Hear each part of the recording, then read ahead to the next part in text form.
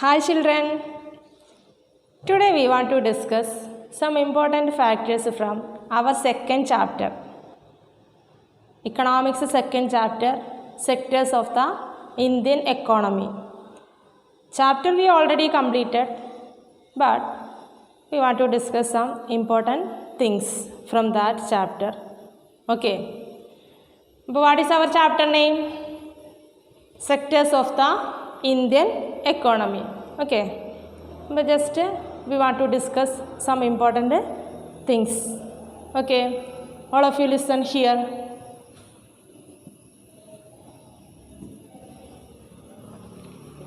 Firstly, why are most people employed in primary sector? Okay, we know that here is mainly three sectors: primary, secondary and tertiary sectors. Why are most people employed in primary sector? What are the reasons? Not enough jobs were created in the secondary and tertiary sectors in last 40 years. Here, more than half of the people, that means more than 50% of the people engaged in agriculture sector or primary sector, because the other sectors, that means the secondary and tertiary, there is not enough job. Then, here is production in industries 9 times, employment in industries 3 times, production services 14 times. Listen, in case of industries, there is a production increases 9 times, but employment in industries only 3 times. Okay, employment opportunity there is not increased. Production increased, but employment opportunity not increased. Same as in case of a service sector, there is 14 times increases, but in case of employment, there is not. That's why more people depend upon agriculture sector. Is it clear? Okay. Then,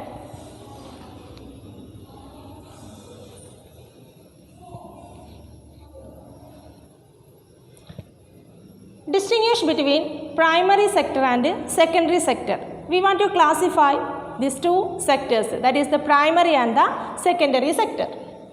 The first one, primary sector. Primary sector involves extraction and production of natural resources. It involves extraction and production of natural resources. There is used natural resources. But in case of secondary sector, processes natural resources. What do you mean by processes natural resources? There is some modification. That is used natural resources as the raw material, but there is such activities or there is a certain modification, that is processes. The second one, it provides raw materials to the secondary sector. The primary sector provides raw material to the secondary sector. Then secondary sector convert raw materials provided by primary activities into finished or semi-finished goods. They accepted something from where? From primary sector, and it converted what? Converted the raw materials provided by primary activities into finished or semi-finished goods. They produced finished or semi-finished goods. Then, third one, in case of primary sector, depend on secondary sector to speed up production. Primary sector mainly depend upon the secondary sector. Secondary sector need increased, automatically the primary sector production also want to increase. Okay, dependent on secondary sector to speed up production, because the secondary sectors need, for industry developed, surely they need some more natural resources, more raw materials. Where they get raw materials? From primary sector. Then another one is the dependent on secondary sector to speed up production. At the same time, secondary sector dependent on the primary sector for supply of raw materials. For supply of raw materials, the secondary sector dependent. Where depend? On the primary sector. Primary sector ne depend edittu. Then next one, greater dependence on this sector indicates underdeveloped economy. Listen, primary sector, greater dependence on this sector, greater dependence on primary sector, that means underdeveloped economy. Okay, it indicates in which category? Underdeveloped economy. Then secondary sector, a shift of economic activities from primary to secondary sectors indicate a developing economy. Listen, the primary sector, more people depend upon primary sector than in case of underdeveloped economy. At the same time, a shift of economic activities from primary to secondary. Primary and secondary like shift change it indicates a developing economy. Then example for primary sector, agriculture, mining and forestry. These are the examples of primary sector. Then example of secondary sector, manufacturing and construction. Manufacturing and construction, production and construction. Okay, here is producing certain items, that is the manufacturing and construction. It is the example of the secondary sector. Is it clear? How can we classify the primary and secondary? Okay, here is mainly 5 points. Okay, then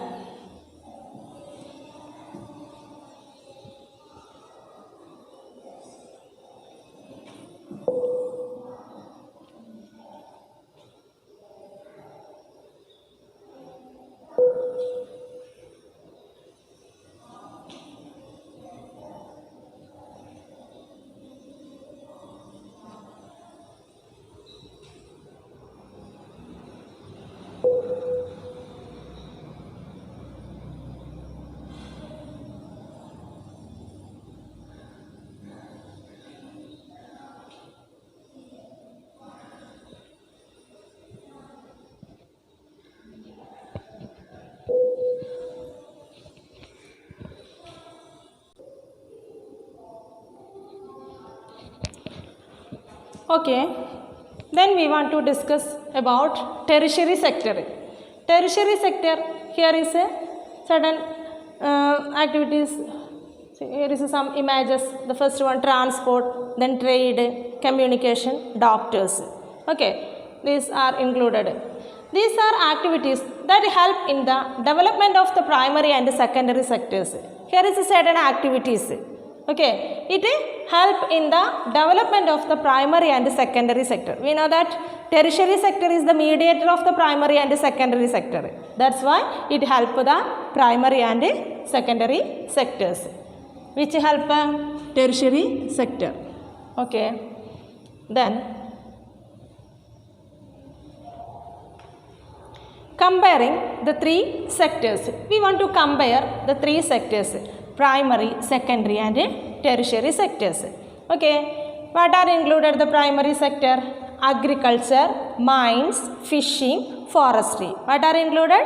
Agriculture, mines, fishing, forestry. Then secondary sector, there is included manufacturing and processing. What are included? Manufacturing and processing. Then tertiary sector, here is transportation, medical, educational, banking. These are included in the tertiary sector. Okay, is it clear? How can we compare the three sectors? The first sector, primary sector, included agriculture, mines, fishing, forestry. The secondary sector, manufacturing, processing. The third sector, that is the tertiary sector, here is transportation, medical, educational and banking. Okay, then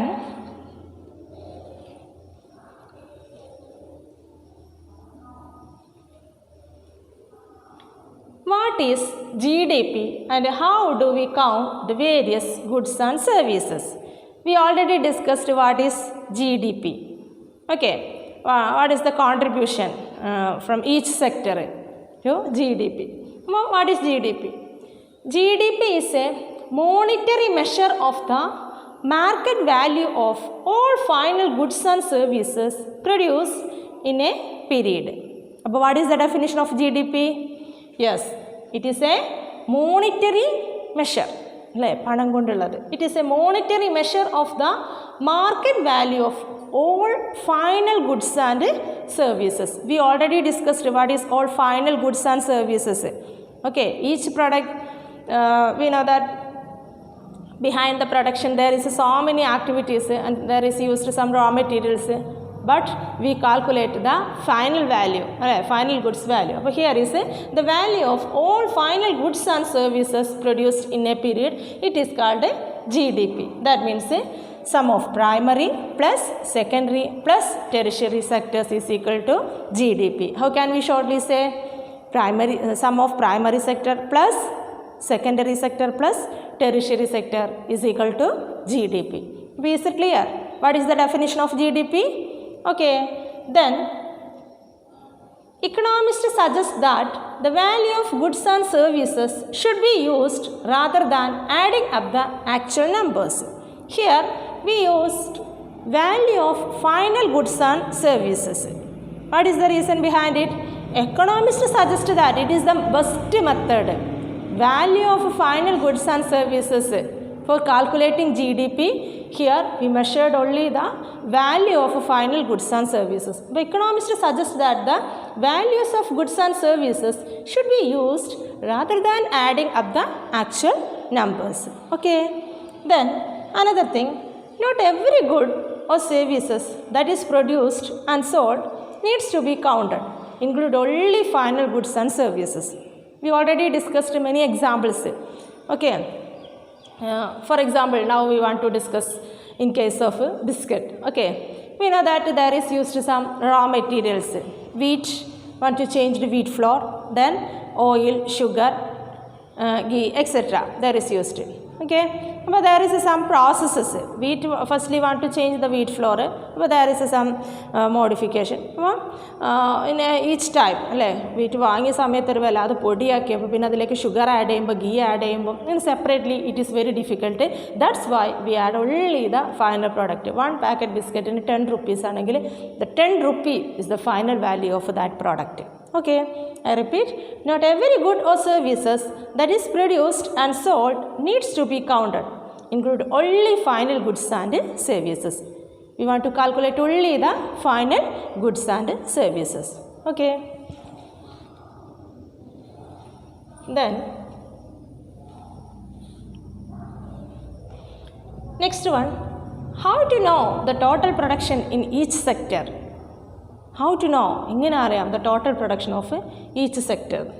Here is we already discussed final value. Only we consider wheat rupees 8 kilogram, then flour 10 kilogram, then finally biscuit, 4 packet biscuit 60 rupees. Each packet 15 rupees, 15. Is it clear? Okay.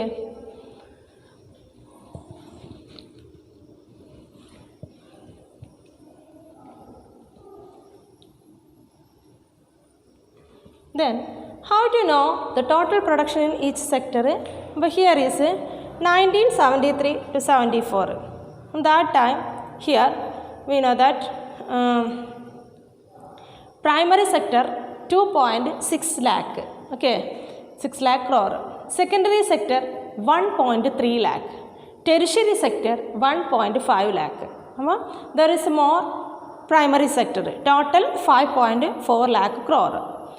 But in case of 2013 to 14, what happened here? The primary sector increased 9 lakh. At the same time, the secondary and tertiary sector also increased. The secondary sector, there is included 13 lakh. Tertiary sector 35 lakh. Total 57 lakh. Listen, the primary sector increased, but comparing to other two sectors, it is very least number. Okay.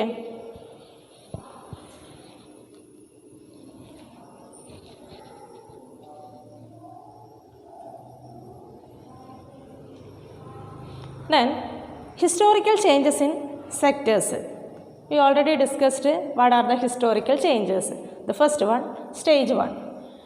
Agricultural sector prospered and produced much more food than before. Agriculture sector prospered and produced much more food than before.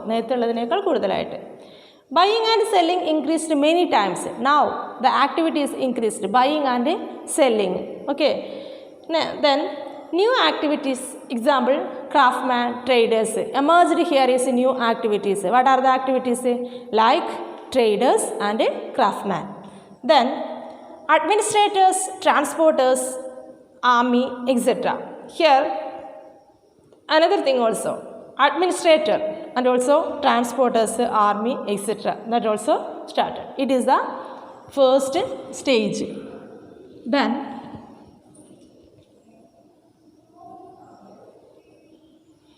stage 2, historical changes in sectors. New methods of manufacturing were introduced. Okay, here is a method of manufacturing.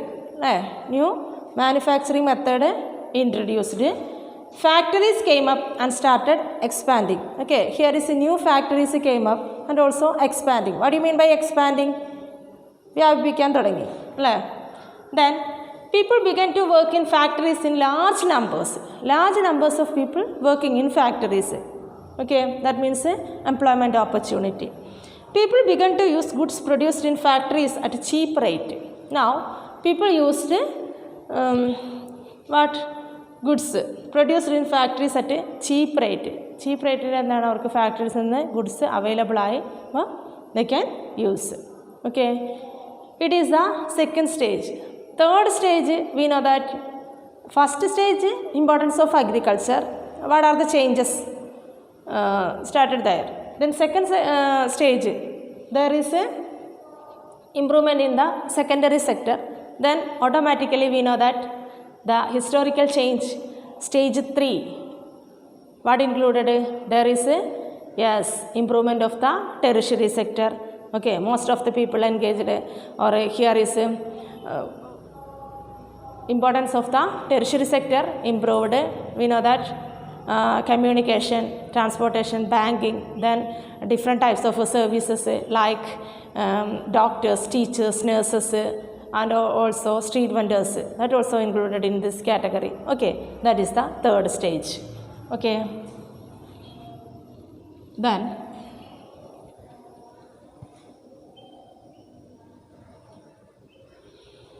share of sectors in GDP. Okay, what are the contribution? These three sectors. 1973, share of sectors in GDP at percentage. Primary sector 40% contribution. Secondary sector only 12%. Tertiary sector 48%. Then 2013 to 14, share of sectors in GDP. The primary 12%. Listen, that is contribution decreased. Then secondary, that also increased 20%. Then tertiary sector, most contribution from tertiary sector. How much? 68%. Okay, it is the share of sectors in GDP. Is it clear? Okay. Then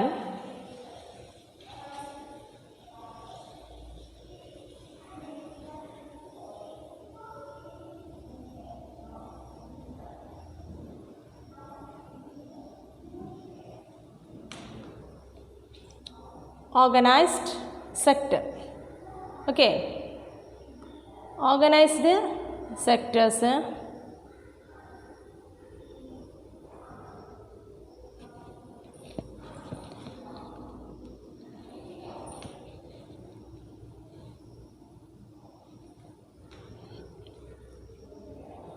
Here is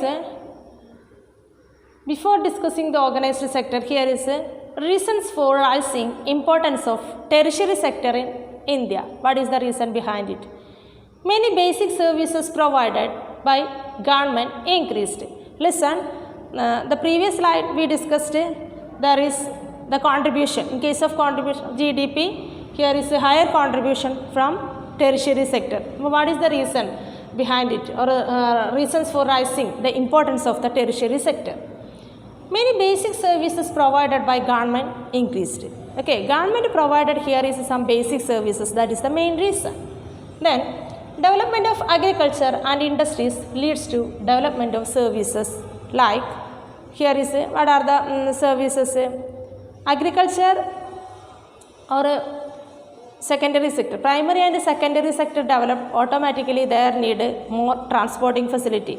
Then there is need communication, banking, and everything that is included in the third category, I mean the tertiary sector. That is the reason. Then as income level rise, sections of people demanded more services. Our income increases, automatically we demanded more services. That is the another reason for rising the importance of the service sector. Then new services developed, IT and communication.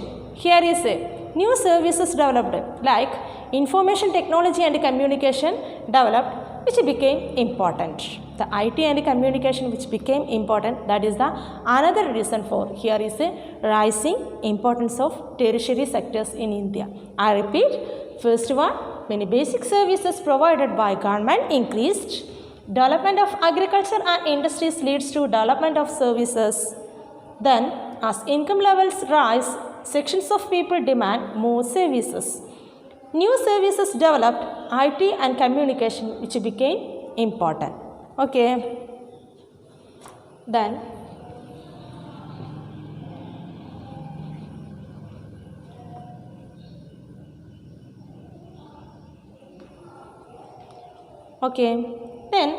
organized sector. Okay. First, here is organized sectors benefit. It gets some benefits. Payment during holidays. Organized speciality.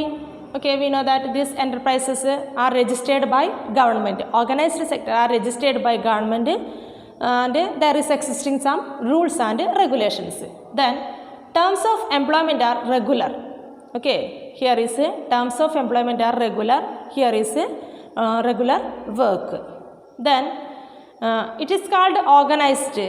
What is the reason? Because here is formal procedures. Listen, this organized sector has some formal procedures. Next one is the security of employment. Okay, security of employment. Then there is a limited number of working hours. If they are ready to take overwork, they get additional payment. Then workers paid overtime if they work more. Okay, then their job has some security. That is the speciality. Then what are the benefits? Okay, they get some benefits. The first one, payment during holidays. During holidays, so they get some payment. Then provident fund and there is something, okay, pension on retirement. PF and pension. On retirement time, they get some pension. Retire ആയി കഴിഞ്ഞാൽ പിന്നീട് അവർക്ക് pension ലഭിക്കാറുണ്ട്. Then gratuity, medical benefits. These are the extra benefits. അപ്പോൾ what are the benefits in case of organized sector? Payment during holidays, provident fund and pension on retirement, gratuity. Next one is the medical benefit. Okay, I think here is a picture is not clear, but I repeat the same point. Okay, is it clear? Yes. Then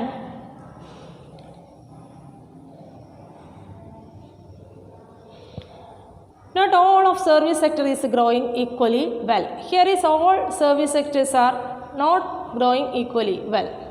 Service sector in India employ different kinds of people. Okay, in India here is a service sector included different kinds of people. Limited number of services employ highly skilled and educated workers. Listen, we know that the service sector, in case of disguised unemployment or disguised underemployment and disguised unemployment, we already discussed it. Because more than enough people depend upon one sector, there is existing one problem, unemployment, that we call disguised unemployment, or there is more people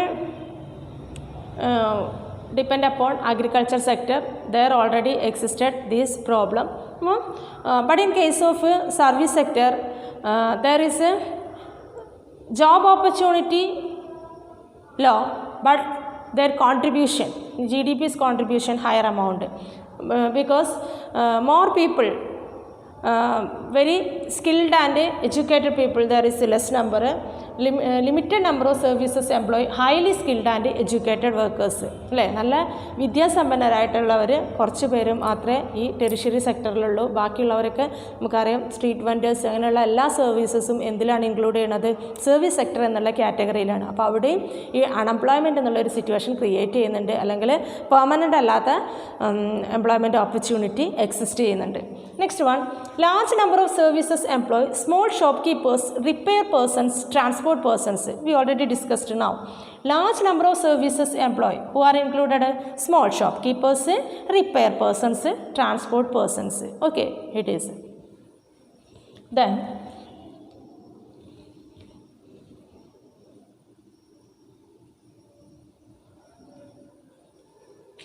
here is define the term unorganized sector. Organized sector discussed. Here is pictures related to unorganized sector. Okay, we know that unorganized sector is the just opposite of organized sector. Okay, unorganized sector, enterprises not registered by the government. Okay, unorganized sector speciality, this enterprise is not registered by the government, it is not under the government. They have rules and regulations, but these are not followed. But in case of organized sector, we know that there is existing some rules and regulations. Surely they need to follow the rules and regulations. But here existed some rules and regulations, but these are not followed. They are not ready to follow these rules and regulations. Then terms of employment are not regular and no assured work. Okay, there is job security. Listen, organized sector there is job security, regular work, but here is terms of employment are not regular. Okay, it is not regular. Then and no assured work. The next one, employment not secured. Here is not secured. Employment opportunity it is not secured. Workers can be asked to leave without any reason. Okay, they can take leave without any reason. എപ്പോഴാണ് ആവശ്യമുള്ളതെന്ന് വെച്ചിട്ടുണ്ടെങ്കിൽ അവിടെ അവർക്ക് leave എടുക്കാമെന്ന്. Workers can be asked to leave without any reason, പ്രത്യേകിച്ച് കാരണമൊന്നും വേണ്ട leave എടുക്കുന്നതിന് വേണ്ടി. It is the case of unorganised sector. Okay,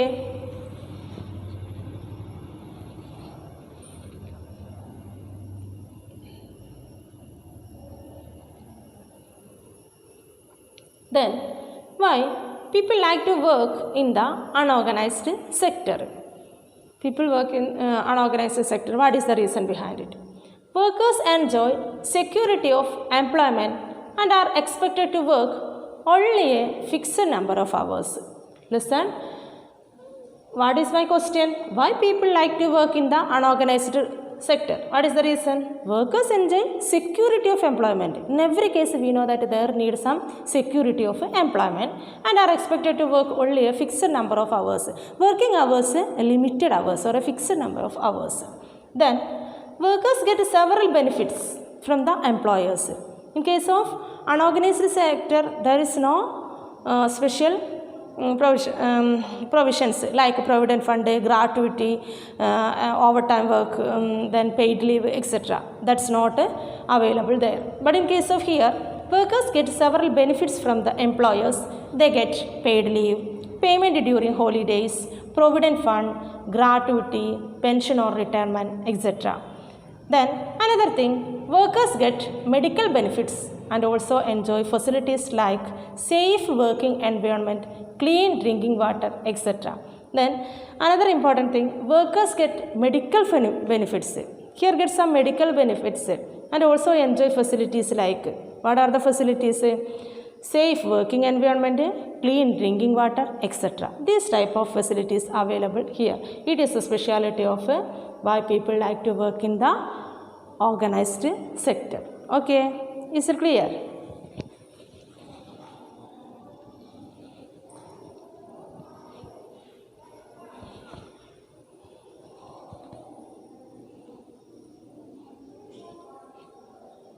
Okay, then here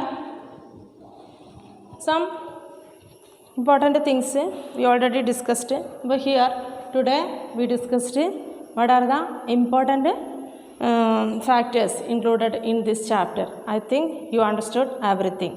Okay, then you want to read your textbook very carefully and underline the important things and also want to study.